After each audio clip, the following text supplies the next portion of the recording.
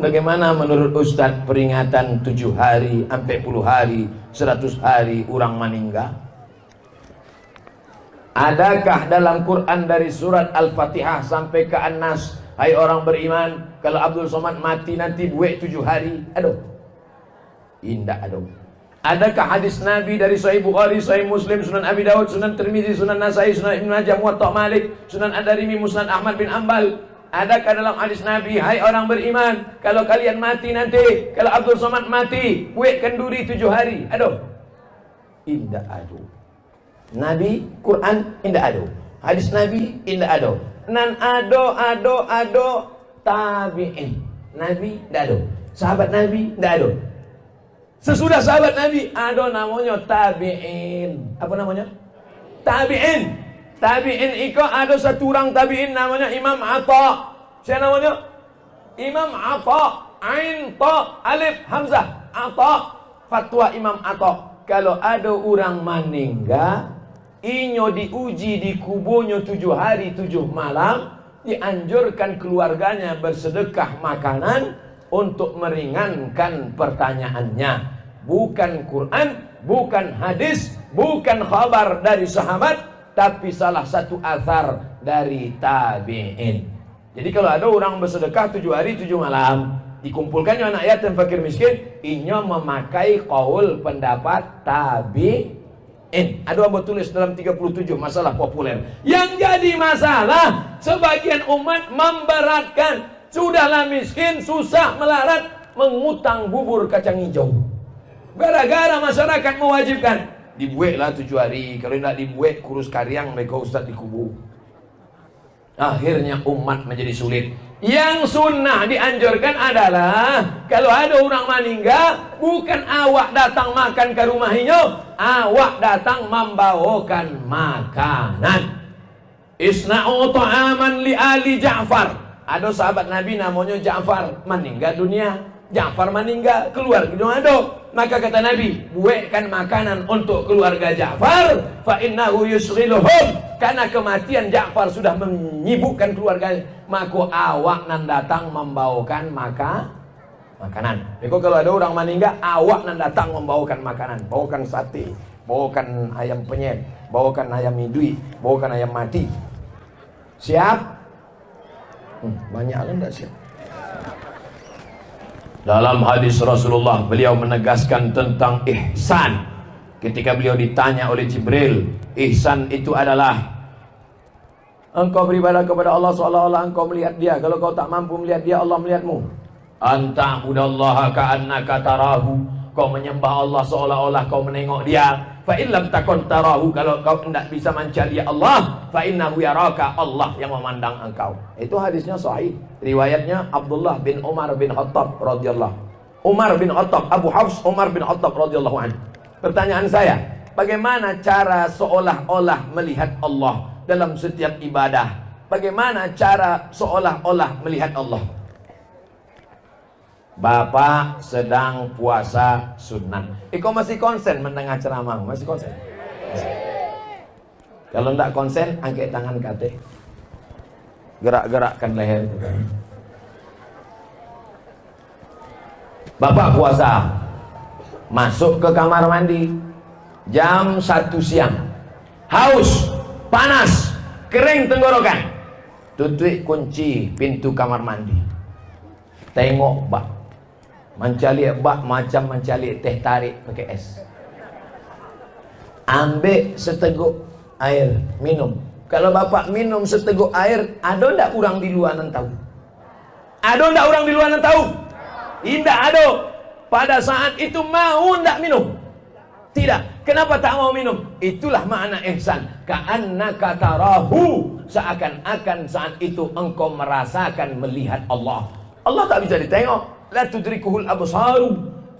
La tudrikuhul absaru. Allah tak bisa tengok dengan mata. Wa huwa yudrikul absara.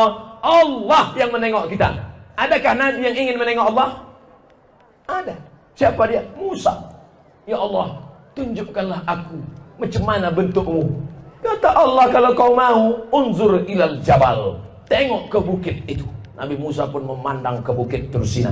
Falamma tajalla rabbuhu lil jabal, ketika Allah menunjukkan cahayanya di Jabal Bukit Tursina, apa yang terjadi? Fakharra Musa sa'iqa, begitu dia melihat bukit itu, langsung Nabi Musa pingsan, jatuh dan tumbang. Ketika sadar Nabi Musa dari pingsannya, apa kata Nabi Musa? Tubtu, tobat ya aku ya Allah. Tobat aku ya Allah, tidak akan ingin lah. Aku apa nak ingin kau? InsyaAllah. Ini tidak ada Nabi ingin, dia bertanya maksudnya. Lalu datanglah orang bertanya kepada Abdullah bin Abbas, ahli tafsir sahabat Nabi yang paling hebat. Abdullah bin Abbas, yo, apa nanti caliak Nabi Musa di atas Bukit Tursina itu? Bukan Allah yang nampak di atas Bukit Tursina, baru cahaya keagungannya. Sebesar apa cahaya yang ditengok Nabi Musa? Abdullah bin Abbas tidak menjawab, ini hanya memberikan isyarat. Rupanya cahaya yang nampak Nabi Musa di atas Bukit Tursina itu segadang ikut pingsannya. Padahal Nabi yang paling kuat adalah Nabi Musa. Dari mana Ustaz tahu Nabi Musa itu paling kuat? Nabi Musa ngantri sumur, tertutup batu bergelinding dari atas, tertutup pintu sumur. 30 orang menggeser batu, tidak bisa. Datang Nabi Musa hanya surang saja. Terbuka. 30 orang tenaga Nabi Musa mencari cahaya keagungan Allah segadang iko pingsannya. Kalau awak 3 kali mati.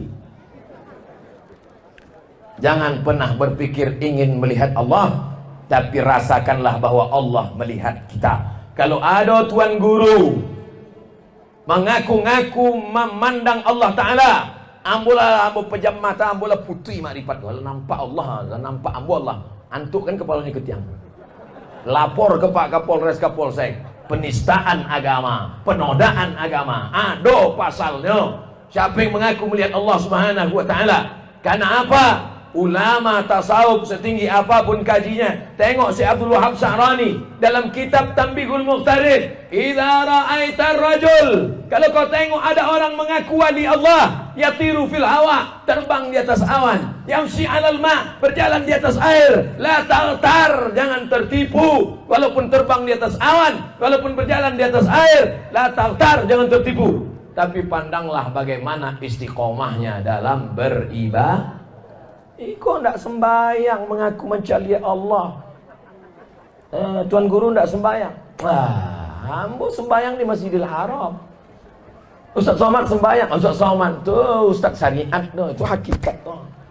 Lah putri gaji kan.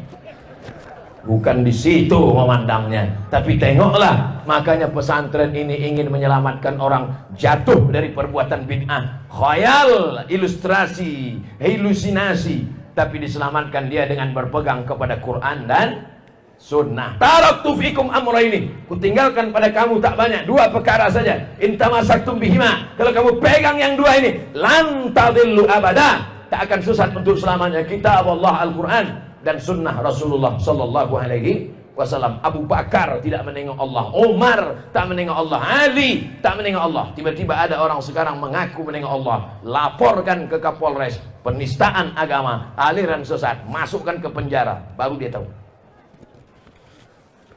Bagaimana kalau laki-laki tidak mau sholat, malas? Ini apa? Kenapa sabui tadi? Tidak maunya sholat. Kalau dia tidak sholat, tanya, mengapa kamu tak sholat? Jawabannya 2. Kalau dia mengatakan sholat itu mubazir, buang-buang masa saja, kafir. Orang yang mengingkari sholat maka hukumnya kafir. Tapi kalau dia mengatakan saya tahu sholat ini wajib, saya tahu sholat ini wajib, mengapa tak sholat? Ambo malih, fasik.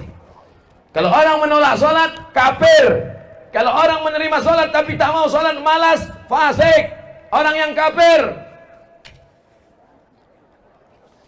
La yahillu damu mri'in muslim illa bi ihda salas. Tak halal darah orang untuk dipancung kecuali melakukan 3. Yang pertama, an-nafsu bin nafsi. Pembunuh dalam Islam tidak dipenjara tapi dihukum pancung. Yang kedua, as-sayyibuz zani, sudah menikah berzina, ditanam sekerat setengah badan, lempar batu sampai mati. Yang ketiga, at-tariku lidinihi al-mufariqu lil jamaah, orang yang murtad, mengingkari salat, mengingkari zakat, mengingkari ajaran Islam, mengingkari jilbab wajib, halal darahnya. Kenapa? Karena dia sudah dianggap murtad kafir dengan ajaran Nabi Muhammad sallallahu alaihi. Orang Islam yang murtad, bukan non muslim, beda kan? Nah, ini nanti dipotong ini. Wah, Ustadz radikal. Makanya tonton dari awal sampai habis. Susah kita kalau berlawan sama orang miskin tak punya duit, tak punya paket 4 giga.